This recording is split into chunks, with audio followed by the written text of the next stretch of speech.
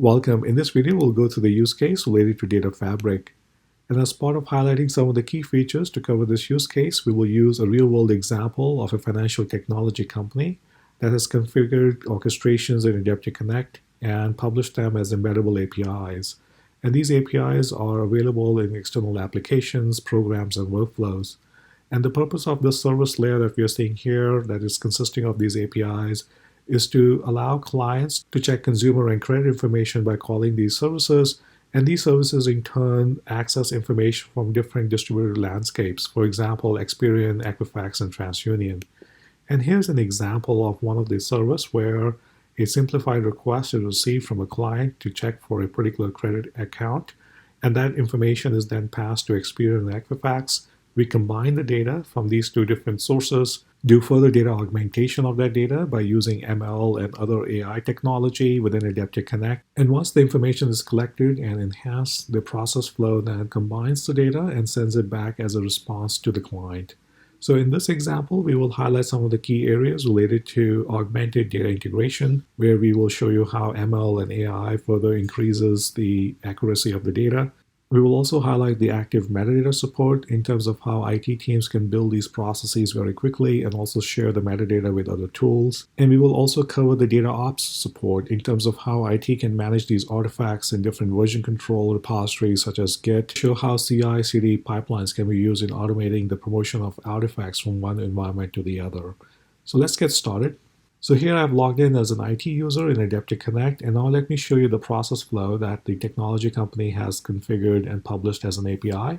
In this orchestration, we are getting a request from a client that is looking for a credit history of a consumer, and after we validate the request, we pass that request to two different APIs. One is the Experian API, and the other one is the Equifax.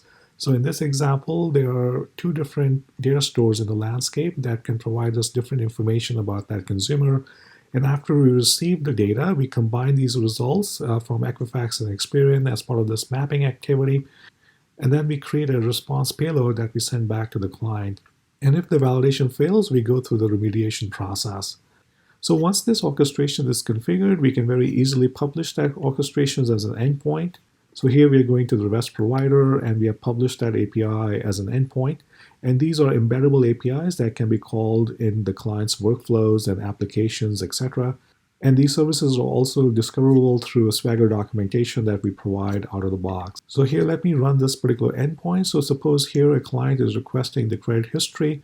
So here I'm using Postman to simulate a request being sent by the client. And after I have clicked on send, you will notice that I'm receiving information that is being collected from two different data stores, one from Equifax, the other one from Experian. And this type of a data request and the response can be easily used in any client application.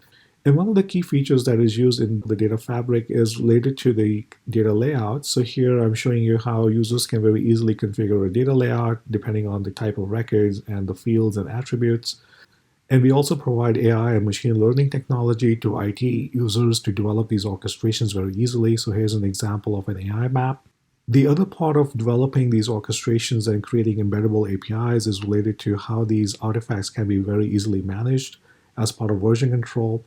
So here I'm opening up one of the artifacts and showing you that very easily the IT user can check in the artifact into a version control. And here I'm using Git version control to check in this particular activity.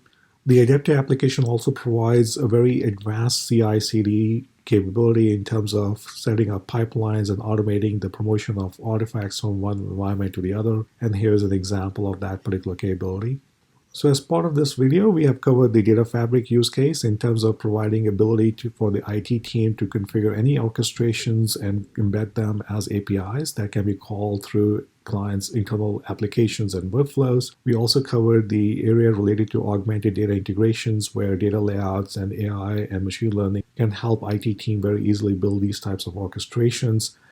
And the active metadata capability in Adaptive Connect helps IT team very easily manage these artifacts in central repository, and it's very easily shared across other tools. And also how CI/CD pipelines can be used in promotion of objects from one environment to the other. This concludes the video. Thank you for watching.